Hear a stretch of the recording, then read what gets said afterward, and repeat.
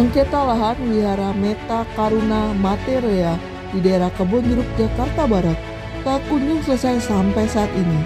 Pasalnya, hak waris menginginkan wihara tersebut kembali lagi fungsinya seperti awalnya hanya rumah tinggal.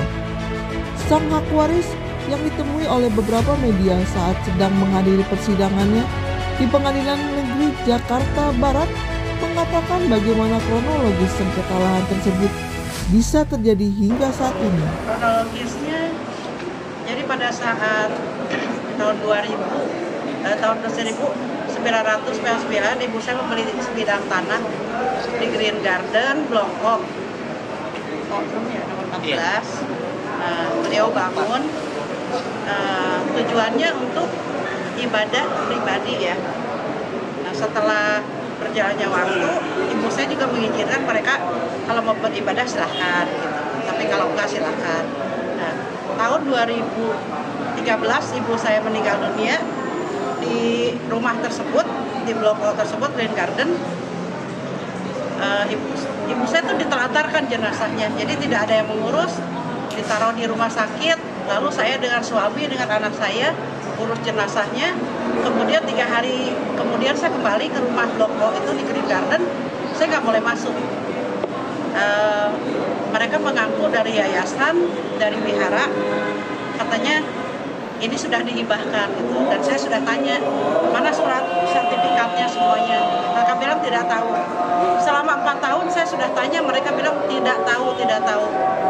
Dan sekarang tidak mungkin Ibu Ami, mama saya almarhum, meninggal di rumah tersebut kalau itu bukan rumahnya gitu. Jadi wihara ini mereka buat sendiri gitu, yayasan ini. Kasusnya berapa tahun Bu?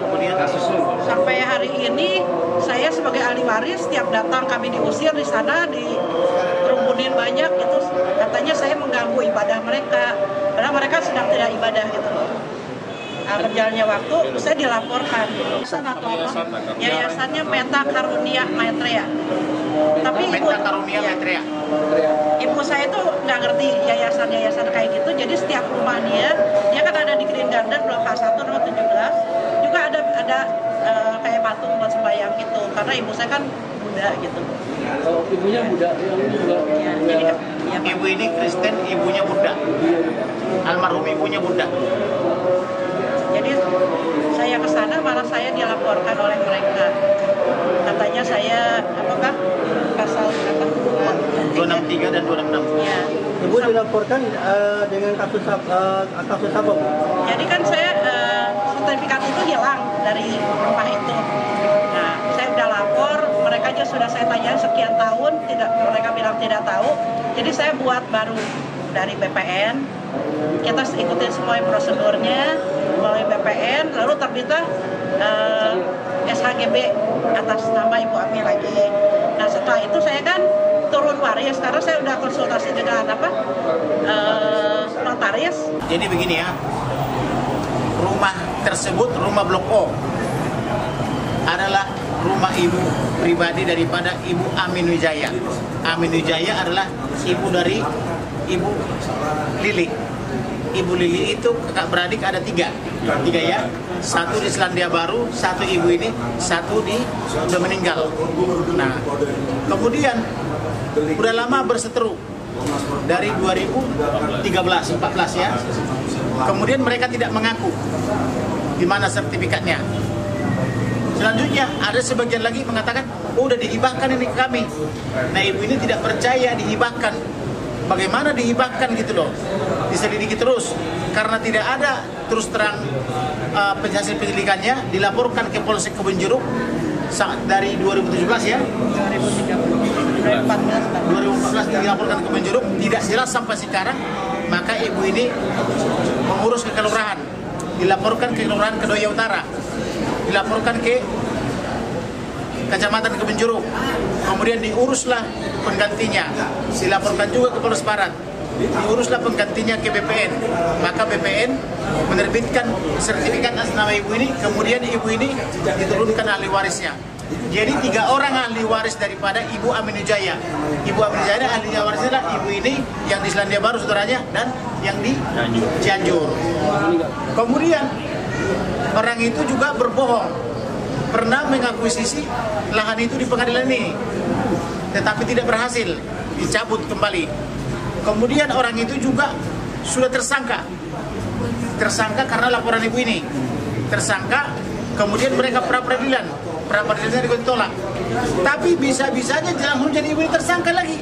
Jadi mereka masih tersangka, tapi langsung dilapor lagi ibu ini. Jadi ibu ini jadi tersangka, sedangkan mereka tidak.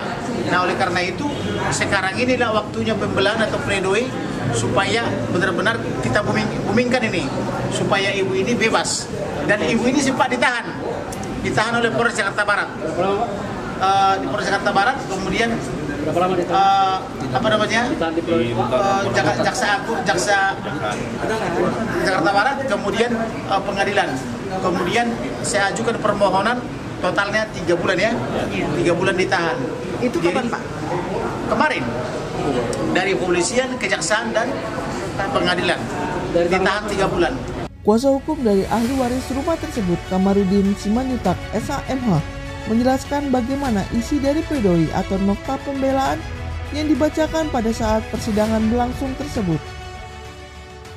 Baru saja kita membacakan pledoi, nota pembelaan ya, atau pledoi untuk membela terdakwa Bu Lili.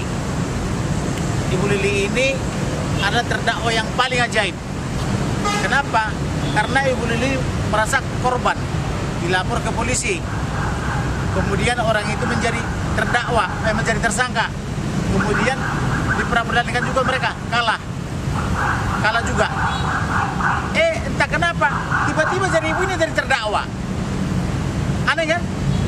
Padahal ibu ini melapor. Nah, disitulah permainan Polres Jakarta Barat sama jaksa penuntut umum tadi. Tetapi hari ini kita habisin dia. Kita buat tidak berkutik karena kita buat pledoi yang sangat bagus. Ini kita susun sangat bagus. Tidak ada satu bukti pun yang menyatakan ibu ini harus dipidana. Jadi pledoi kita ini menyatakan ibu ini tidak bersalah dan dia adalah ahli waris dari Ibu Amin Wijaya. Gitulah. Dari Pengadilan Jakarta Barat, saya Rika Fitri dari Informasi TV melaporkan.